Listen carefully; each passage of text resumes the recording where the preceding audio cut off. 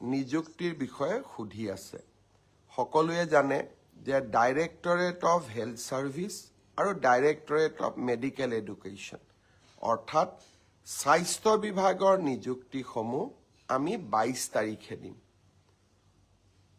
কিন্তু চাহ বাগিচাৰ 3% ৰিজাৰ্ভেশ্যনত যিসকলে চাকৰি পাইছে তেওঁলোকক আমি নিযুক্তি পত্ৰ 23 তাৰিখে দিম এটা নিযুক্তি সকলোৰে বাবে নিযুক্তি 22 তাৰিখে হ'ব আৰু চাহ বাগিচাৰ লৰা ছোৱালীখিনিৰ বাবে আমি 23 তাৰিখে নিযুক্তি পত্ৰ বিতৰণ কৰিম এতিয়া দ্বিতীয় প্ৰশ্নটো মোক কৰি আছে বহুতে যে এডিআৰই নিযুক্তি কেতিয়া হ'ব আৰু প্ৰশ্ন কৰোতে দুই এজনক মই অধৈৰ্য হোৱাও দেখা পাইছো যোৱাবাৰো এডিআৰই নিযুক্তিৰ ফলাফল ঘোষণা আৰু নিযুক্তিৰ মাজত যথেষ্ট সময় আমি লৈছিলো কাৰণ যিসকলে খুব সোনকালে ইম্পেচেণ্ট হৈ যায় তেওঁলোকক মই এটা কথা বুজাব খোজো যে আমাৰ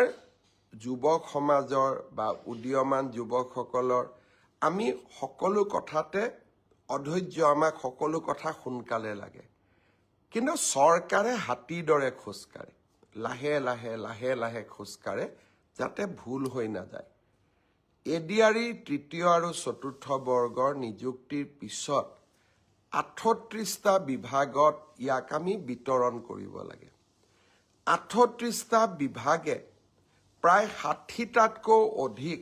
সঞ্চালকালয়ৰ মাজত এই পদসমূহ বিতৰণ কৰিব লাগে তাৰ পিছত তেওঁলোকক আকৌ অসমৰ বিভিন্ন জিলাত ভাগ কৰি আমি নিযুক্তি দিব লাগে জিলা বিষয়াসকলে তেওঁলোকক ব্লক বা আন আৰু তলৰ কাৰ্যালয়লৈকে প্ৰেৰণ কৰিব লাগে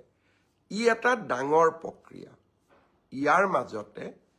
দিব্যাংগ যিসকল 3% দিব্যাংগ যিসকলে চাকৰি পায় তেওঁলোককো আমি মেডিকেলি আৰু এবাৰ পৰীক্ষা কৰিব লাগে গুৱাহাটী চিকিৎসা মহাবিদ্যালয় এই গোটেই প্ৰক্ৰিয়াখিনি সমাপ্ত কৰোতে আমি ডিসেম্বৰ মাহলৈকে আমাক সময় লাগিব জানুৱাৰী মাহৰ 10 তাৰিখৰ আগতে আমি চতুৰ্থ বৰ্গ এডিআৰই যিসকলে উত্তীৰ্ণ হৈছে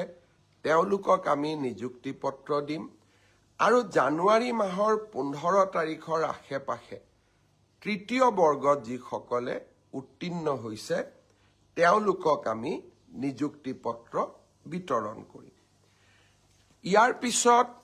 আৰু কেইটামান বিভাগৰ নিযুক্তি পত্ৰ আছে ইঞ্জিনিয়াৰৰ নিযুক্তি পত্ৰ আছে এগ্ৰিকালচাৰ ডিপাৰ্টমেণ্টৰ নিযুক্তি পত্ৰ আছে আৰু